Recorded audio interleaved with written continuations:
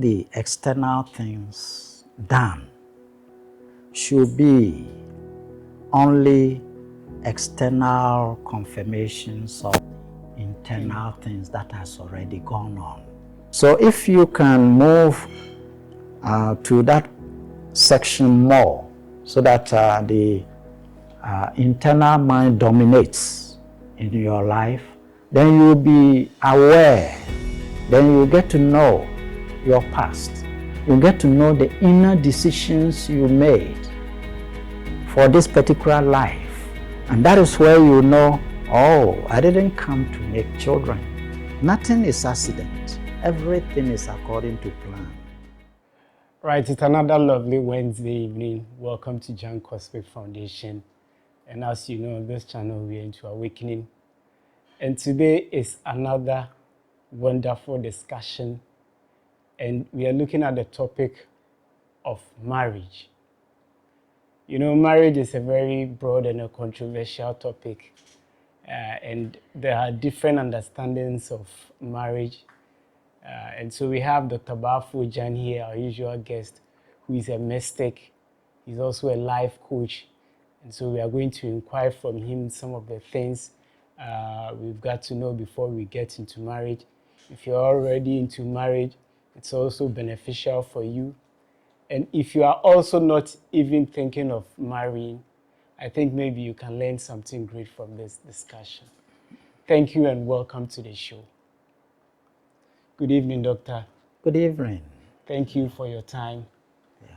Today we are discussing marriage. And what I know is marriage is a relationship between two people, that is a man and a woman. But I don't know if you have a definition for marriage or you can explain something very briefly for us about marriage. Okay. Yeah. Marriage. There is a purpose for life. And that purpose is for all. Every soul on the planet.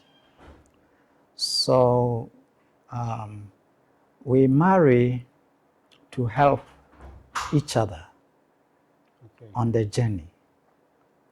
So that is the hidden factor. To fulfill the promise while we are on this earth. On the earth, our purpose is actually to evolve and finally get to the source from where our spirits have come. So such a journey we attract based on certain guidelines, which I will talk about. And the hidden factor is we attract because we need to have those who fit into helping each other on the journey. So basically we need to help each other so that we can evolve. Yes. Okay, so that's the essence of marriage. Marriage, yes. All right. So if you can take us through the origin of marriage or some historical background about the institution of marriage, because as we know from the Bible, you know, God created Adam and Adam requested for Eve. And so I don't know if you know about any origin of marriage or some general history about marriage. Say, the story in the Bible, I call it story. Yes. The whole universe didn't begin with the earth.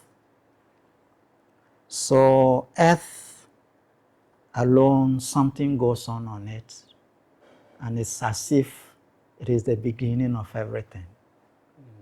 But it's a universe.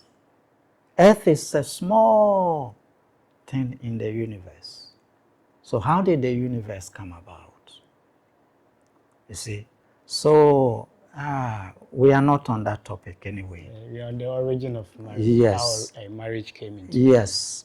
So, in any case, what it is that we find ourselves male-female on the planet.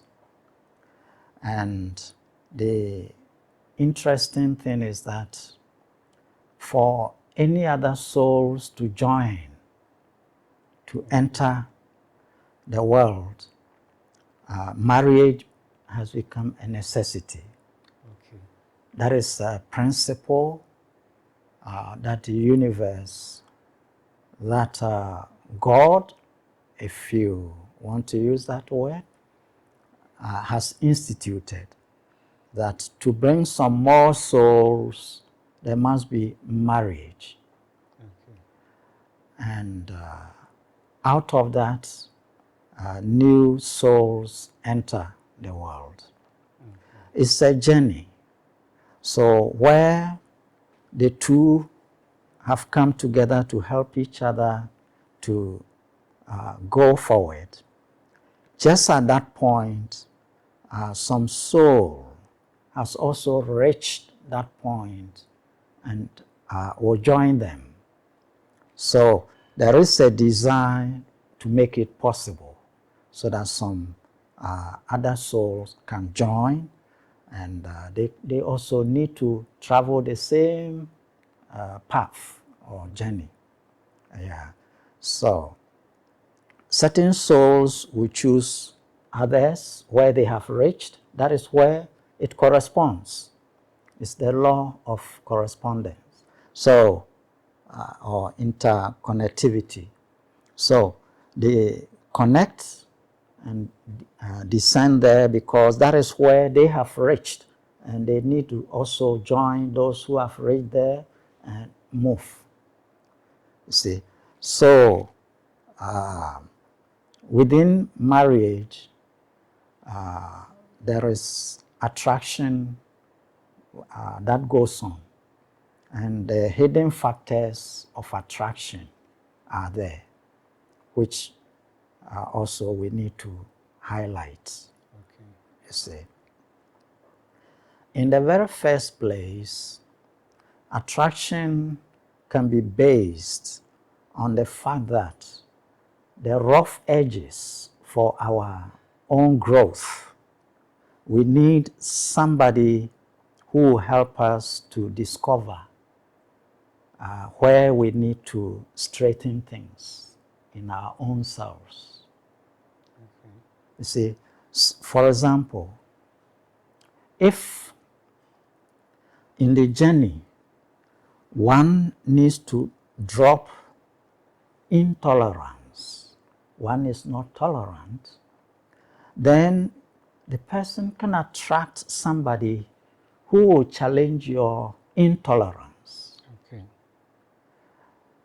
The law of attraction has hidden factors, and all is meant for helping us on the journey.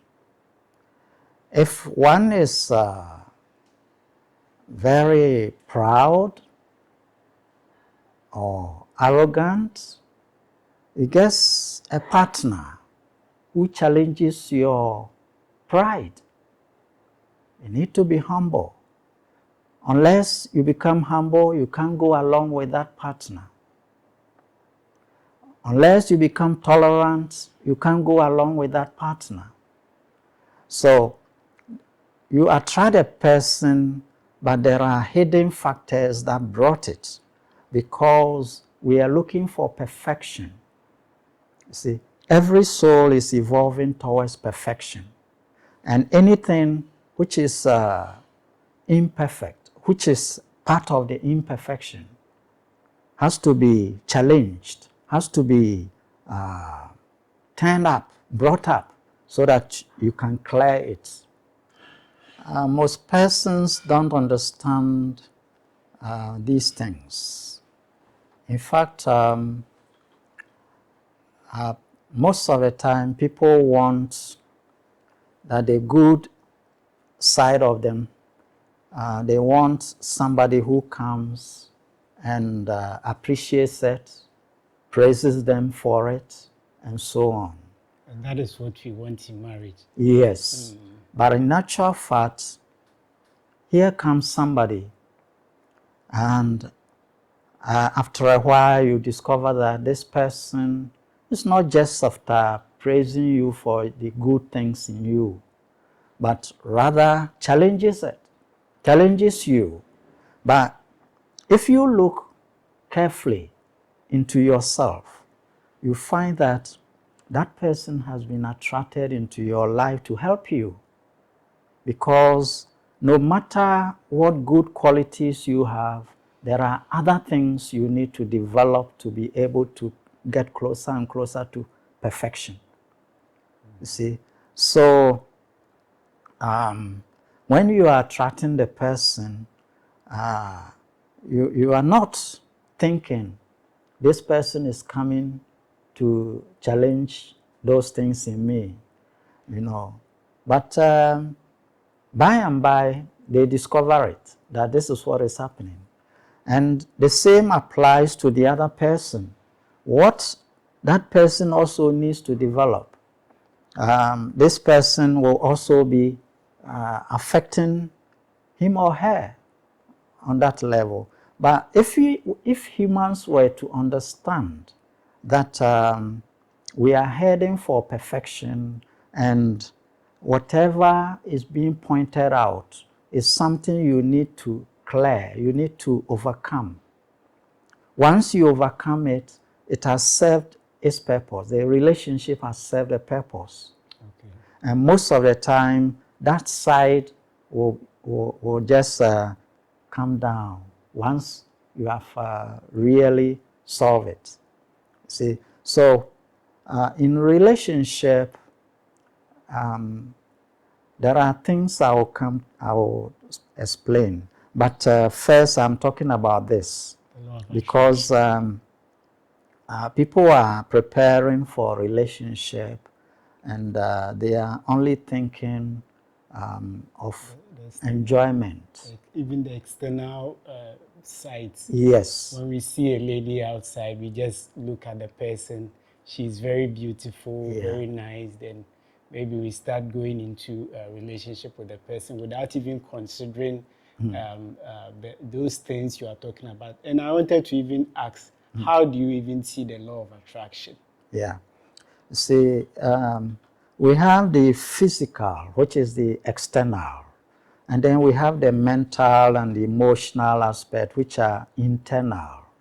And you see a lady or you see a man, if you are a lady, you see a man, and you only see the external side, the physical.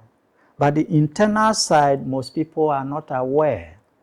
See, and the attraction goes on based on the physical. Yet, nature does things with intentions. Okay. The internal is hidden from you. If you were to know the internal, you may not go in for that person. Why is it hidden from you? It is hidden from you because your own internal, there are things that person's internal will challenge. Most of the time, it is the internal we need to grow within, develop. It is the internal we need to cleanse. See, your feelings, your thoughts, and the emotions and all those things unseen about a person, your mindset and other things. These things will be challenged. And the person you are heading for, that section you will not see. You see? But everything going on in the drama is intentionally made so. Okay. You see? So you will not know. Because if you know, you will not let that person into your life. And if you don't let that person into your life, you won't have anything that will be challenging the part of you which needs to be polished. You can evolve. Yes, the part of you that needs to grow, that needs to evolve. You see, so everything is, in a sense, perfectly arranged. You see, even the so-called imperfections, they are perfectly and orderly arranged because it comes from a source that is perfect. See, so if somebody is willingly ready to purge himself in the internal, that is, cleanse himself internal, then he is the person that the higher intuition will guide, so that the lady or the man, you know the other side of the person, you see, and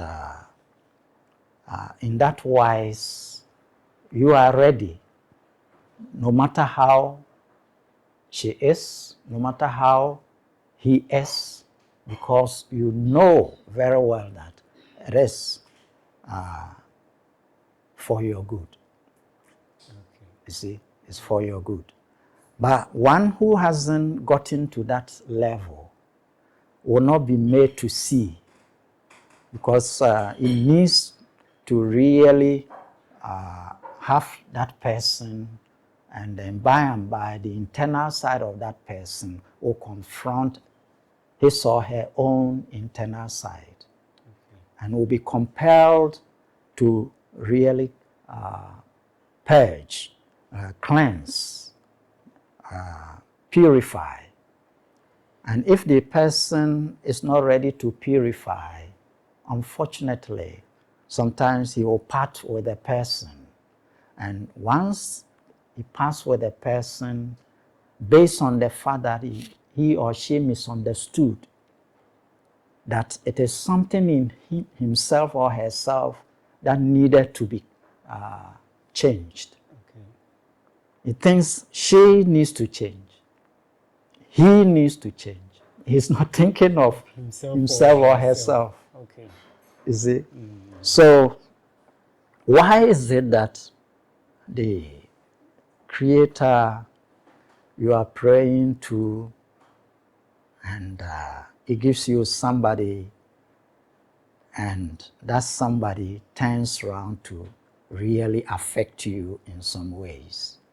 So you think the Creator you are praying to, is he deaf? Is he imperfect? You see?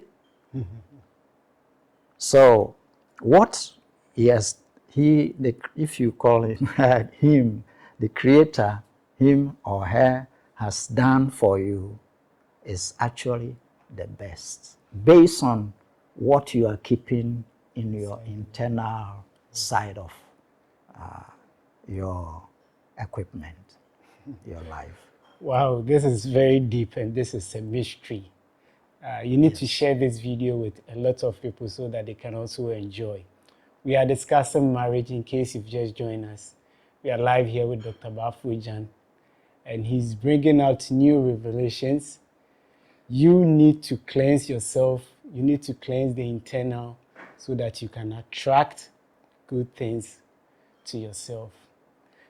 Doctor, we are under discussion right now. I know we marry so that we can evolve and perfect ourselves. Also, you said it's bring new creations, that is new people on board. And let me ask this question before we move on. In our part of the world, we also support that, what you just said, bringing out new creation. If someone marries and does not give birth, we usually criticize the person. And even the women who are more into these criticisms, they criticize the women more than even the men. They call them witches and so on for not giving birth. And if you're a man and you don't give birth and you die, they will put pepper into your anus. Oh. I don't know, but how is this so? Why do we do this? And why do somebody come to this world, marry with the intention of giving birth, and at the end of the day, the person do not give birth? Yes. See, the journey is not the first time that soul has been in the world. And in previous encounters in different body forms, sometimes one has had a lot of children, and sometimes the person sees that his or her evolution, instead of speeding up, got slowed down because the children, so many things goes on, and puts him or her on the tenterhooks all the time in anxiety and grief, and so on. So sometimes the next coming of the soul yearns to be freed of having all these plenty children, you see. But the internal decisions are not known to the external mind when we come into the new body and we develop an external mind to utilize the senses. Then the internal information, the internal decisions are forgotten. Okay. You see, they are within the subconscious side. All those intentions are there. So sometimes it is the person's own inner decision not to have a child in this particular lifetime. But the outer mind wants a child. The inner mind doesn't want a child. The decision internal rules the outer because it is more powerful. And I don't see my own internal mind. I don't know why I shouldn't see my own internal mind. Because if I know I wouldn't have children, I don't need children, then why should I be going for prayers? Good. The Over point is this. Say, evolution, where you have reached in evolution permits you to know things. If your evolution hasn't gotten you to some level, internal things are not known to you. I see. You see, you are covered up. That is why sometimes I use the word sleeping souls. Covered up to such a point that you don't even see all the internal decisions that have gone on with you in the past. You decided certain things without now knowing it because you come into this world with the internal side first as a baby. Then you develop an external side. And that external side, the external mind, is a very limited mind.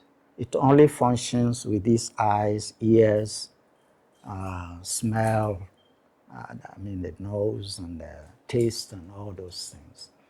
So I've always told you it is limited to just about 4%, you see. So the internal mind, which is 96%, carries all the information, knows all your past, even before entering into the womb of a woman. That information is there with the internal mind. But as you develop, as you evolve, then you are getting nearer and nearer to using the internal mind. you slow down on the use of the external mind. In fact, that is the topic of self-development. Okay. You see, when you are developing spiritually, as people use the word spiritually, what it means is actually that you are slowing down the use of the external mind and then picking up the internal mind. So if you can move to that section more so that the internal mind dominates in your life, then you'll be aware, then you get to know your past. You get to know the inner decisions you made for this particular life. And that is where you know, oh, I didn't come to make children. You see? Okay. So all those things are inside your internal mind. It's unfortunate people are not able to access the internal mind because they are so obsessed with the external mind to such an extent that it's like a closure to the internal mind. Access to the internal mind is like paused. See, I always say it's like moving from room A to room B, and then you are absorbing activities of room B to such an extent that room A is cut off.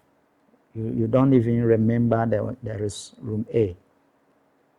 But it's only when you slow down the absorption in room B, then you can begin to realize, oh, room A, yes, yes, yes. And then now you can tell something about room A. You see, so that is how it is. So everything is perfect, and so if you are not giving Yes. birth, Yes. it's okay. If you are not giving birth, if we go deeply into the internal side, you find that it is inside there that you are not going to give birth. Right. Then one will ask, in some cases, people will pray and then they get a child. Yes, that is also inside the internal side. You see? So, as you are evolving, you get to a point where value begins. The evolution brings you to the point where you begin to give value to prayer.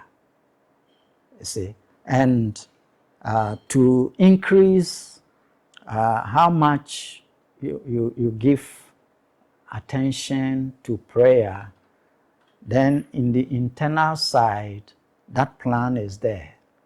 That you go without child, but at a point, you resort to prayer and you get a child. And that gives you more, it makes you increase your devotion. You see, and all is part of the way to help you in the evolution. Prayer has its part at a particular level of the journey, but we go beyond it to other parts. So where you have reached, the value is shifted onto prayer. And for that matter, prayer achieves things for you to help you focus more on giving faith and other things to higher things. And the evolution continues, you see. So nothing is accident. Everything is according to plan. See, that's why I call it a drama. Everything is known ahead, but it is not known to those with the objective mind absorbed in things like this. You won't know. You see, so everything is according to plan, and if I'm attracted to somebody, and excuse me, I have a premarital sex with a person. Let's say I taste the food before I buy it. Is it actually good? see, the evolution, as I've just mentioned, for your growth, there are things you learn. And sometimes we learn the hard way, and that is where we change. You may, the example I gave about attracting somebody who comes to challenge your intolerance, Yeah. you know, and someone who has a challenge for your pride, you know. You may be proud in all your movements, but your partner will not let you be proud. He's checking on you. He's always trying to bring you down and showing your weaknesses to you.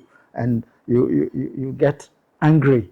But it's helping your perfection, you see.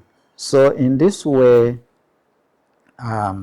if one is having premarital relationship, there are certain lessons the person will learn.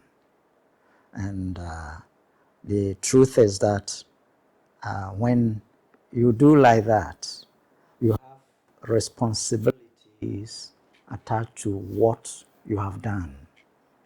And in this way, were you prepared for the responsibilities? Now the soul has to learn.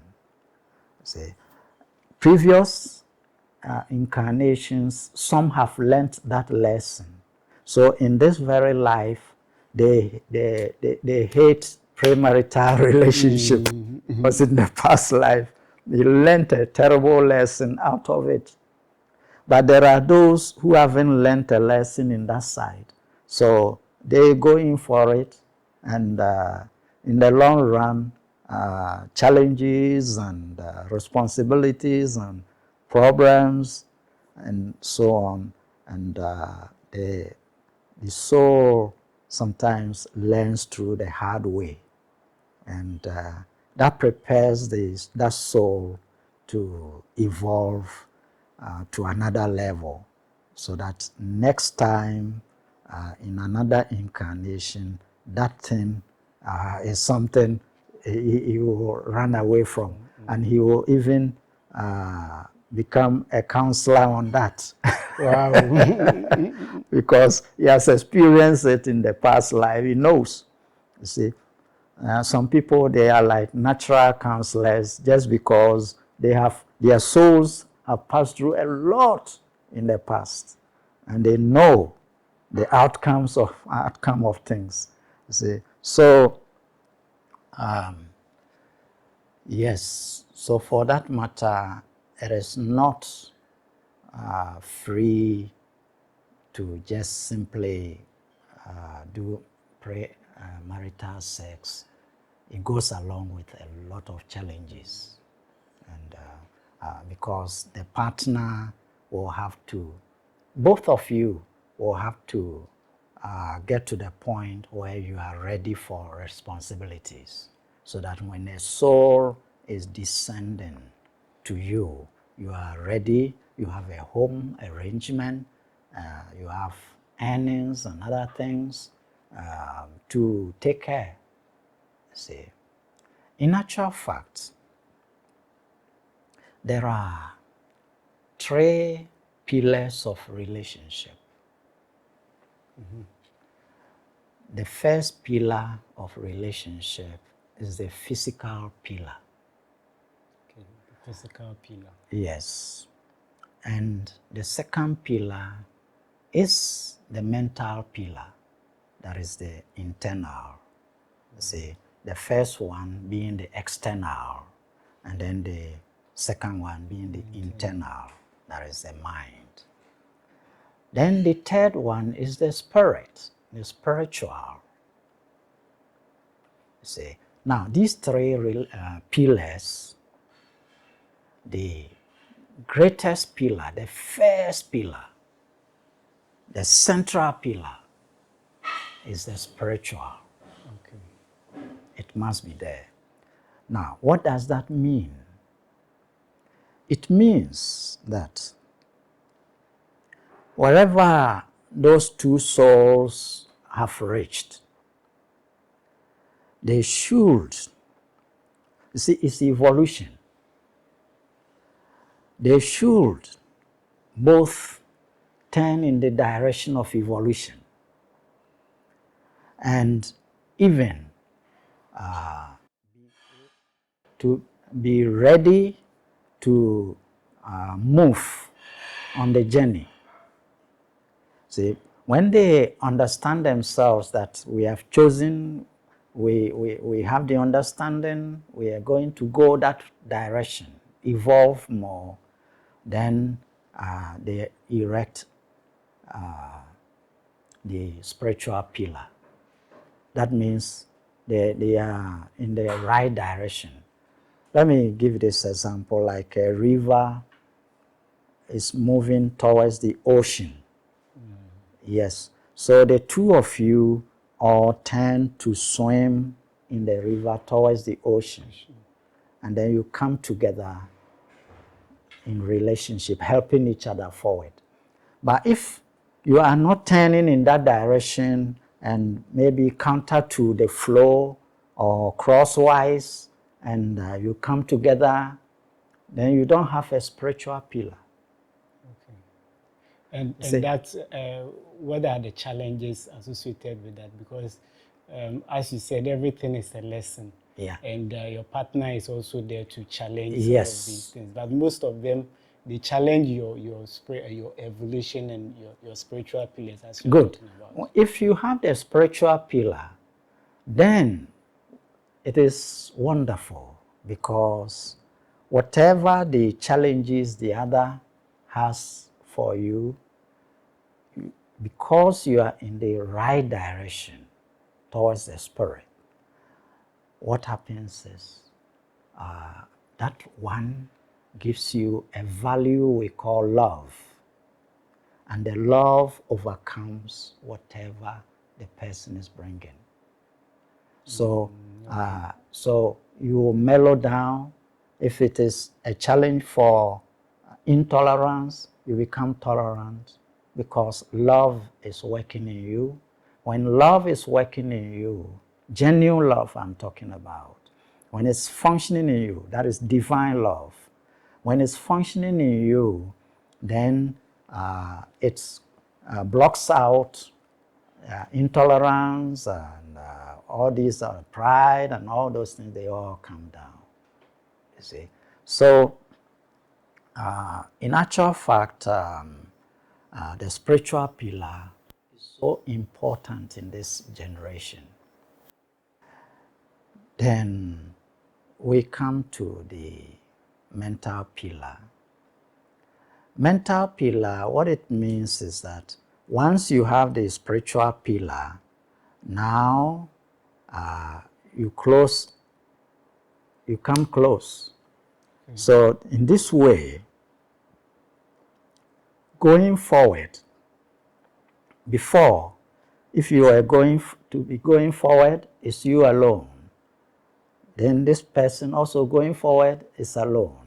Now, when you say I, the I means two persons. So two persons going. And once you understand in the mind that when you say I, it means two persons, then my food means two persons' food. I see. My resting place means two persons' resting place. My outfit means two persons' outfit. So in this way, that keeps you together. The mind seals you together. In fact, the union is actually mental. The mental pillar is the basis for the union. The spiritual is a sense of direction towards the goal, the source, okay, that the two of you have. Then the mind is what holds you together. That you say, I, and now I have a partner, I'm together with the person, I'm going together with the person. And any irritations from the other one is only to be ironed out by love. You love to move together. That's why you came together. So this way, those irritations, they don't have a place. Now, the last pillar is the physical pillar. The physical pillar, in fact, it means you do more things in common than everyone doing his or her own thing.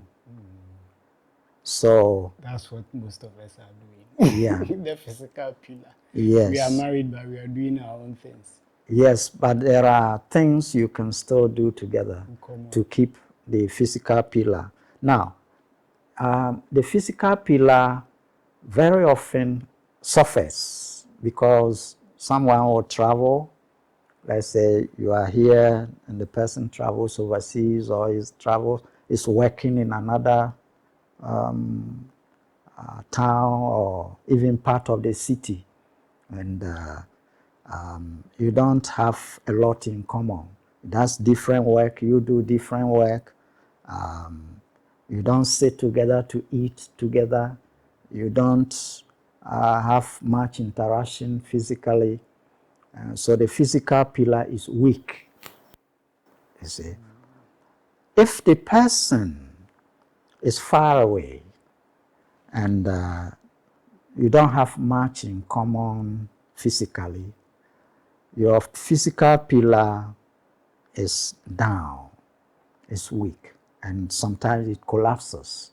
For example, if somebody travels overseas and you are here, you have no physical pillar. So the relationship is standing on two pillars, the mental and the spiritual.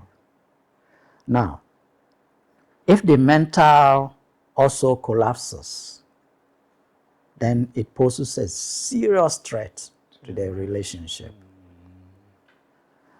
The mental, how does it collapse? It is a mental that says I, and the I is two persons. Now, the mind is saying I alone, you are there. But you can be far apart physically and have the mind still together. So that when you say my food, then it bears on you. Has my partner also eaten today? You see, you have a feeling because you are one mentally. So it doesn't necessarily means maybe you are apart, you don't have the physical pillars, but if you have the mental and the spiritual pillars, then Yeah, it holds you together. It keeps the relationship. Okay. If the mind is saying the right thing, the relationship is maintained. Okay. Because the two pillars, spiritual and the mental one, they are functioning. See? So if the person is in a distance, and these days the technology, you have the phone, you have a place to lay your head to sleep, then you think, by now, my dear, what is happening to her or him? You see? And sometimes you make a call, how are you today? How was your day? You know? So in this way, does it strengthen the mental pillar? Yes, it keeps the mental pillar alive, active. You see, it keeps it strong. So interactions of that kind, caring feeling within you about the person, that keeps the mental pillar functioning. Once the mental pillar begins to weaken, how does it start to weaken? When for a long time you do things for yourself and none of them is reminding you of the other, that means the mind which is binding you is no more binding you. It's keeping you alone. You see? So even if you are living in the same place, it can happen that I am I, and you are you. You see? So in this way, mentally we are not knit together. And when it goes on and on and on, then the person goes to meet somebody on the journey somewhere, maybe in an office or some market or a funeral or somewhere, and the mental pillar is not working. So when it's like that, there is vulnerability. That means something can happen. If it is functioning, nothing of that sort. If you see somebody nice, it only reminds you of your partner. Okay. You see? If you see something external about someone, it only reminds you of your partner because the mental side is knit, is strong. See? But if it is weak, you don't remember your partner, you see somebody and you get hooked. Because there is space, you see. Your mental pillar is not knit together, so there is space. You are alone. In a sense, you are alone. There is a name on it, you are married, but you are alone. Yes. So, please share your comments down below and let me know if you have the experience about this down in the comment section, what Dr. Baffour Jan is saying. We are watching marriage, and this is really a marriage school. What he's talking about is very deep. I want you to ponder over the spiritual pillar, the mental pillar, and the physical pillar. Doctor, you come up so that you wrap up with all those things. But you see, in our part of the world, we marry. We marry. I think most of us used to marry twice. When I say twice, the implications is that we first do the traditional marriage, and we go to church to maybe do a wedding or a blessing. I don't know whether this support the spiritual pillar or what we are talking about. You see, Very relevant.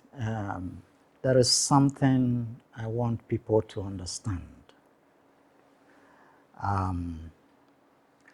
All the external things done should be only external confirmations of the internal things that has already gone on. Wow.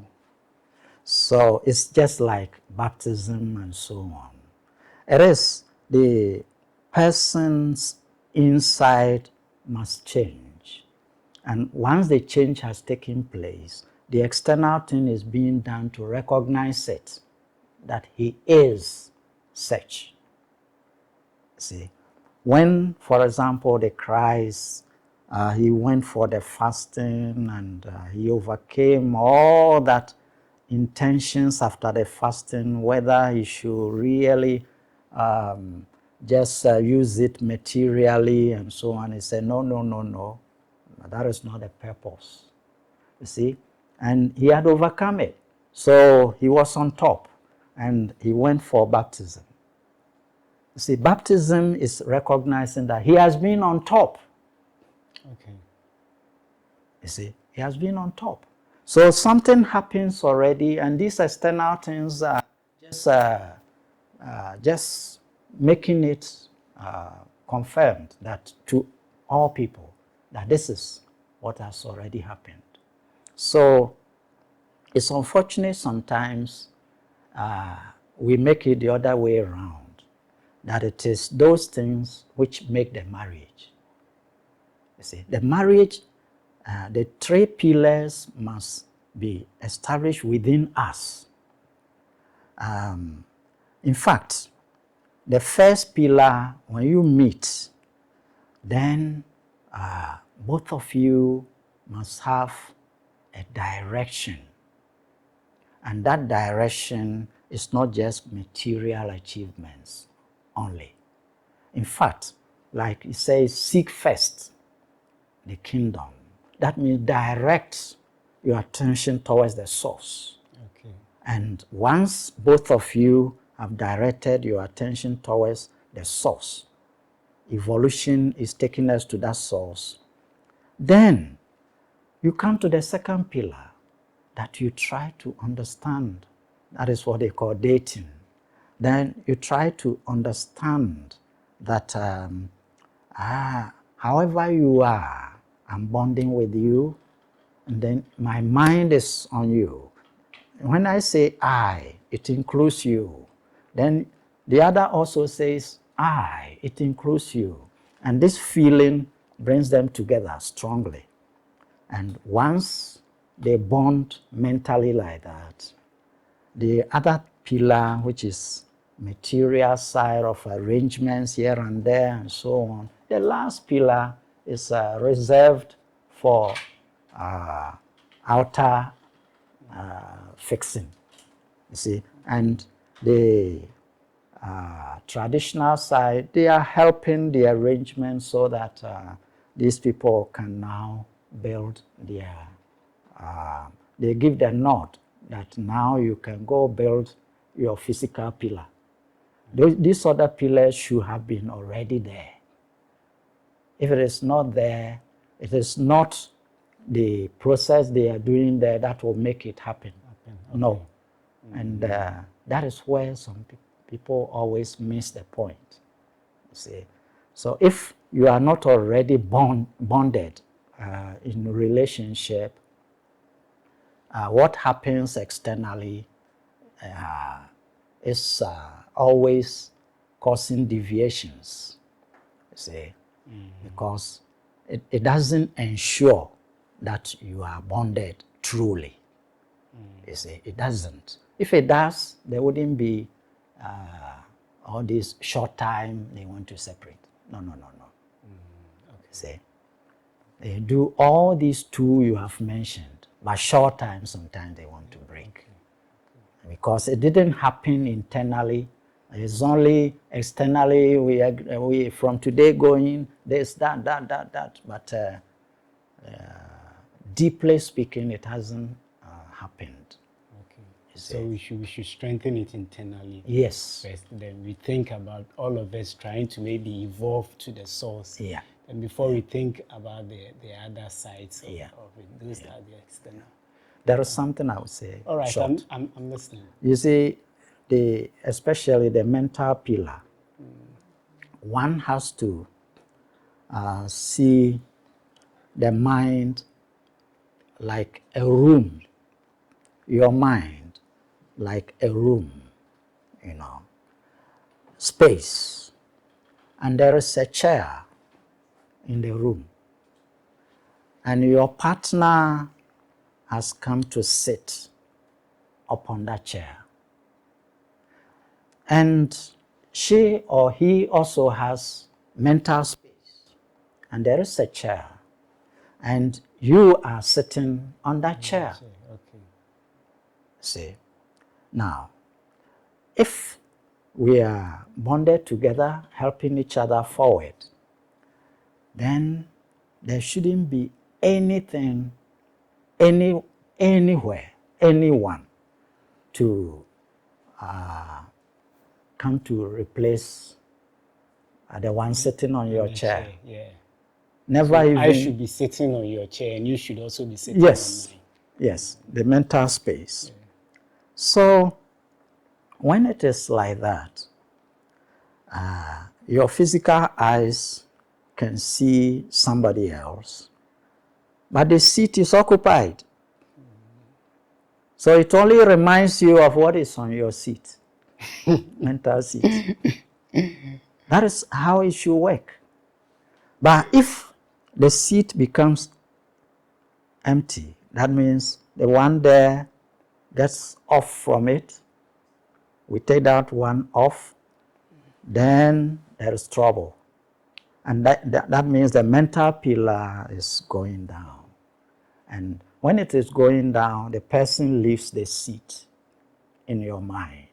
And once it is not occupied, then any other thing can try to come and sit on it. So is this the cause of polygamous marry. I don't know, but if you can talk a little about polygamy, because these days people don't usually do that. But I remember some years ago, people used to marry 3, 4 in my community. My dad married 2, and I didn't have that bold, to ask him about it, why he got married to 2. Is it a sin to marry more than one partner? The word sin is a misused word. In truth, external things happening should not necessarily be said to be sin. You see, we have the external, the internal, and the two work together.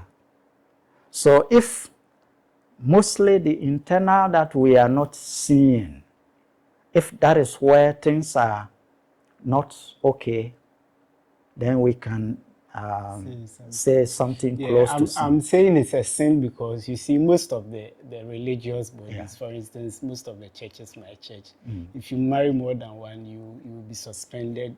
That is what I'm explaining. Say, it's not a mere marriage of 2, 3 that is to be condemned. But the point is, like the example I gave of a seat in your mind. Now you have 3 seats. 3 seats in your mind, you see. So it affects your focus on them. But how sometimes you focus on one seat, a person sitting on it, and you ignore the other, or you have preferences here and there due to the interaction with them, that is where the problem is. But the mere fact that you have 2, 3 is not a sin. But the internal side of you not able to keep up with the equal focus. You see, because there is an aspect of one you like, the aspect of the other you may not like some things. But it's also ignorance, because what you don't like about the other, something is in you that person may be challenging. So as you are heading for perfection, it may be the best. I see. Yeah, the one you think he or she is, okay, we are talking of women. So she's, a nagging wife. Nagging, I hope you understand. No, always pointing out this, talking about that. But she may be the best in the sense that is actually helping you to, or wants you to move in perfection, the direction of perfection. So it's not the one who always praises you that is the best. No, because you remain with whatever qualities you have, but the qualities you lack, the other is pointing them out. You see? So we can't present equal approach to them just because of our own shortcoming, that we prefer somebody praising you, respecting you, and the other one challenging your respect. You see, whatever. One has to understand deeply that he has to adjust or grow, he has to develop to the point where what the person is always talking about will become no more necessary to talk. Because if you were to be perfect, there wouldn't be any such things. And one will ask, Is it possible to be perfect? You are heading for it. And you can have And it. in the Bible, the Christ was saying, be ye perfect, Yes, yes. even as the Father is. See? Sometimes you are a Christian and you say, nobody can be perfect. Well, it's only Christ. Well, only Christ. But Christ is saying, be ye perfect, even as the Father is. So you can be perfect. Yes. So if it is something he said for no reason, why should he say it? If it is impossible, why should he say it? See, you head towards the perfection, and anything checking you on the way, if you understand it's part of the things to help you polish, purify, then you wouldn't give it a reaction. Why they're blah blah blah, and people are angry. So doctor, I'm still not clear. So the point is this: if you marry 1, 2, 3, now can you give equal attention to all of them? Can you give equal love to all of them? Whilst one gives you respect and one gives you nagging. It's not possible you can love them equally, you see. And this way, that is where we can say no to it. But let us say you are at a level you are capable of really presenting love equally to all of them. You don't falter in that. Perfect.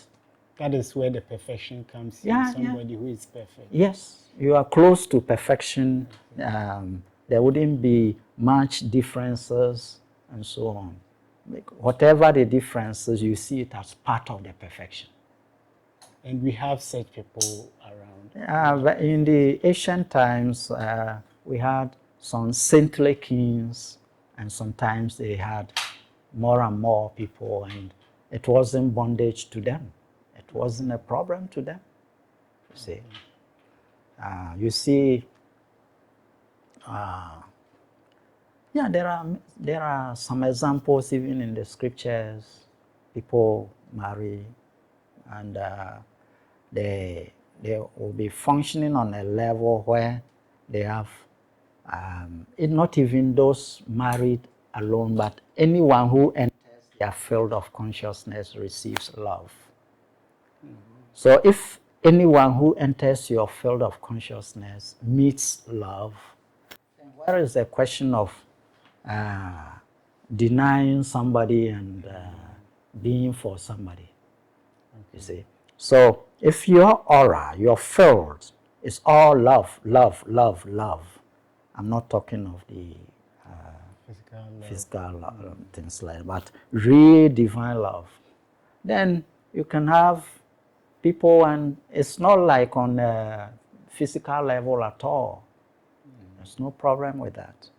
But once we are not functioning in such a way that our field of consciousness is all love, then sometimes we have love here, dislike here, hatred here. That one is it's not recommendable. That we shouldn't recommend. You even put more burden and bondage upon yourself. Yes. Yes. I know you are say what you want to say before I see, we don't have enough time. But the other time I was explaining how for anything to be said to be bad, we always have to know what is going on in the internal side of the person. So it's not an external thing that you draw conclusion that it is bad. That's why I gave the example of a surgeon. A surgeon, medical surgeon, he takes a knife, goes to cut somebody, And the intention is to take the health challenge, the health problem, remove it and save the person's life.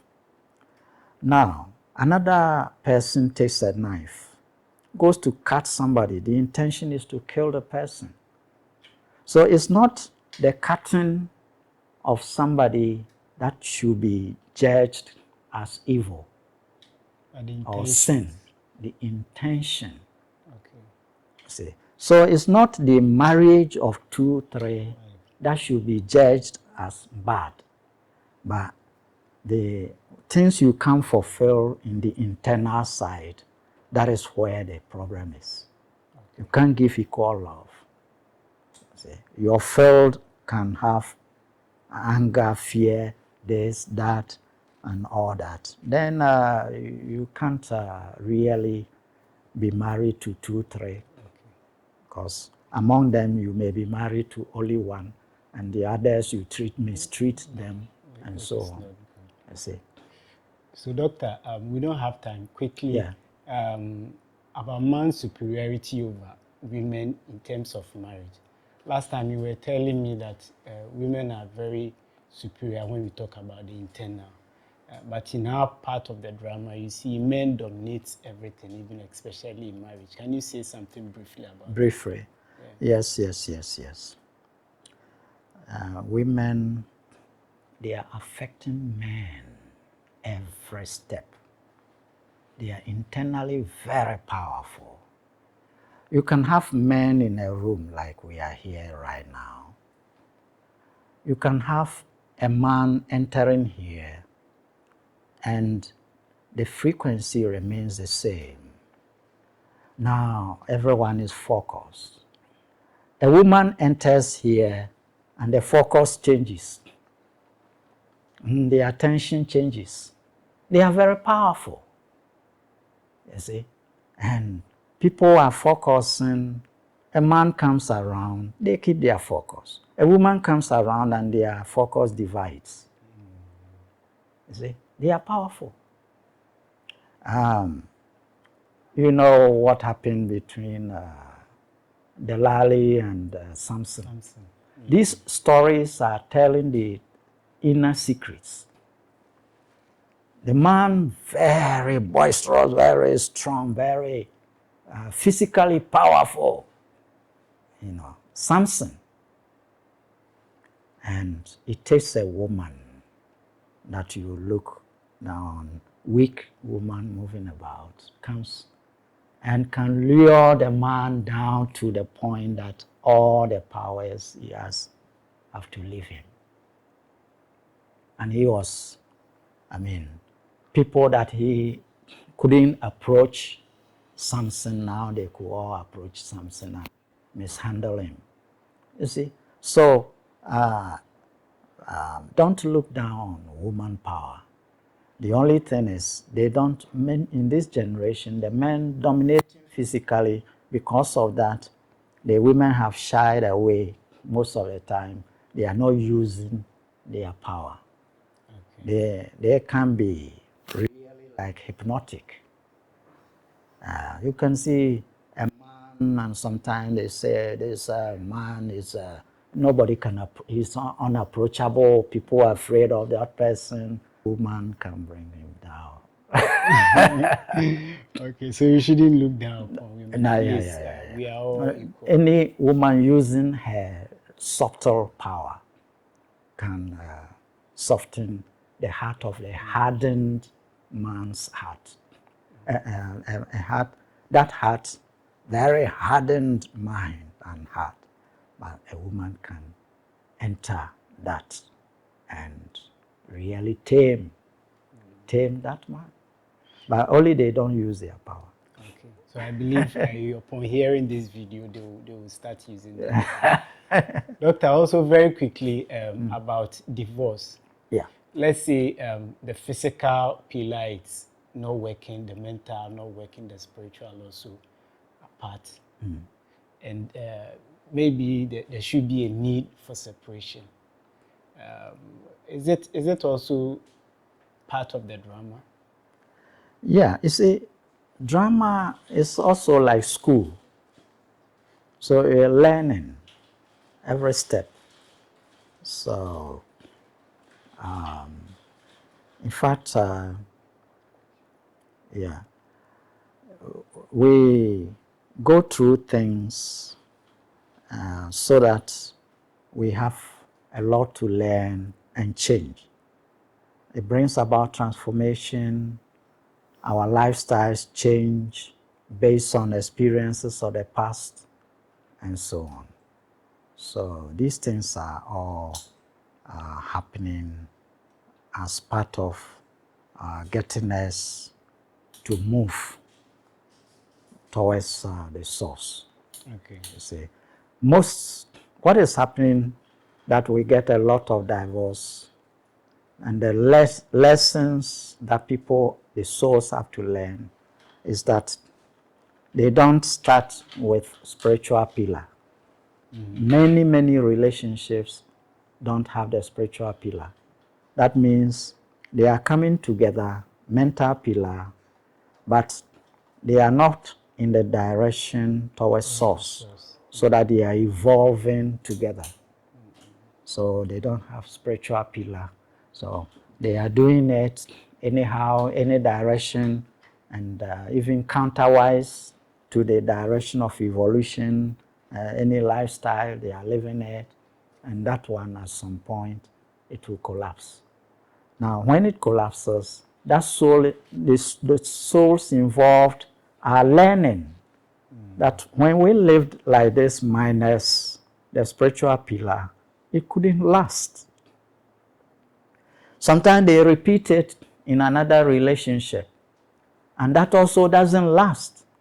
So in this way, there's a recording inside the subconscious of that person or those persons, and they are learning through that. It's a kind of learning that is not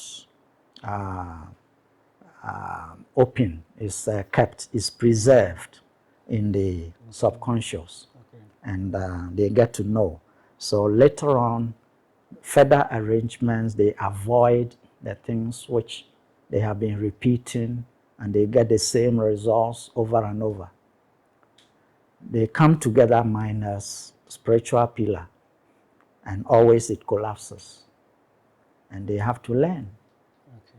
You see. All right. So, Doctor, finally, you see, the time is even already against us. So, how do we maintain a successful relationship? I know you said a lot of them, and your final words, just so that we can wrap up. Yes. We need to approach the purpose of life. As we are growing up, parents have to help the youth, the children, so that they begin to actually turn in the direction of evolution. And once they do that, then anytime two people are coming together who have had this same kind of training, that they are all focused in the direction of evolution, then automatic spiritual pillar. See, as they date, then they already come with a spiritual pillar in the center. And with that, then all that is left is a mental pillar. They strengthen it.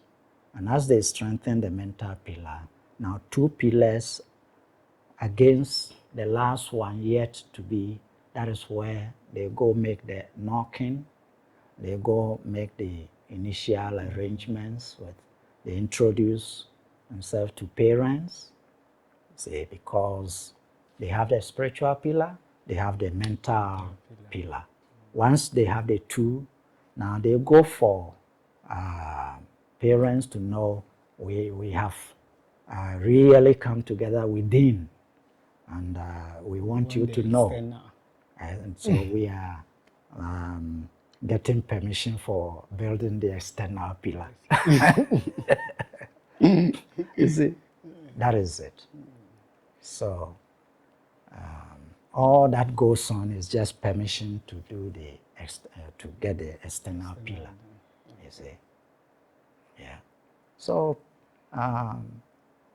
beloved brothers and sisters, yes, our lifestyle should give us a sense of direction to self-realization, to realize who we really are, to be approaching the source from where we came. Because the more we are approaching the source, the more we realize who we are spiritually.